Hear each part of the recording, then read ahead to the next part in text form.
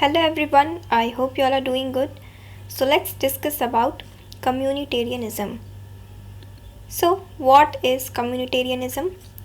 So as you can see on the screen, this is website of Britannica, and here it has been defined as the social and political philosophy that emphasizes the importance of community in the functioning of political life, in the analysis and evaluation of political institutions, and in understanding human identity and well-being. Next is, when did it arose?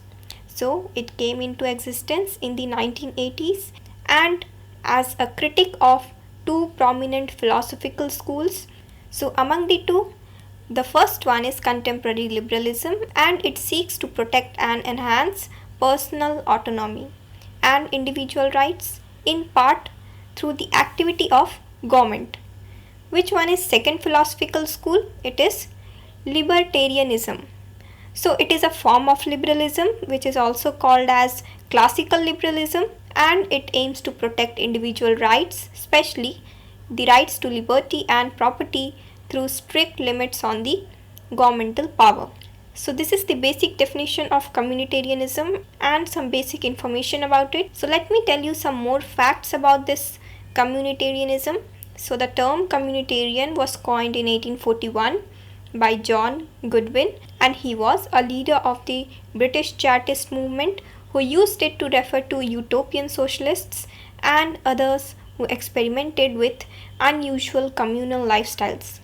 It was rarely used in the generations that followed, and this philosophy gained currency through its association with the work of small group of mostly American political philosophers who argued for the importance of the common good in opposition to contemporary liberals and libertarians who mainly emphasized the goods for individuals, particularly including personal autonomy and individual rights.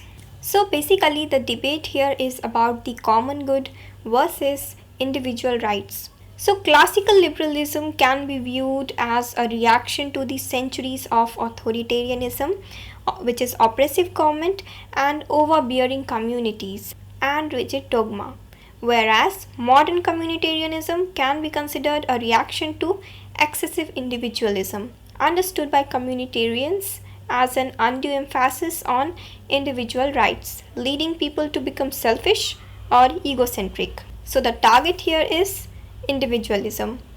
Communitarianism mainly targets individualism, and it is in a reaction to excessive individualism that this philosophy gained currency. So the conflict between the individualism and communitarianism is very much debatable, and some of us believe that individualism is good, but then some of us also believe that communitarianism is good. So this is how the debate goes on, and the communitarians argue that a healthy community and not the maximization of individual choices is the desirable goal of public decision making. So any individual is important, but it is within society that individuals have their being and acquire their identity. Therefore, society and human beings are a prerequisite for human life and happiness. This means communitarians accord higher property to society over the individual. And communitarians also debate that laws which have been made can only be effective when they are based on the moral consensus that mainly aims at specific goals. So if there is any government which needs to function properly, then it has to work in terms of communitarianism. That means society as a whole needs to be taken care of rather than focusing on individualism. Therefore, we can conclude that communitarians have a mindset of global community development, which means all the diversities within the global community will get the benefit of whatever law has been made, and as a whole the community develops, which is the main goal of society. So therefore altruism, which means thinking about others' goods, loyalty, community based attachments, and other group based sentiments are at the base of social life. So this is all about this topic. I hope you understood this concept. So, thank you so much for watching.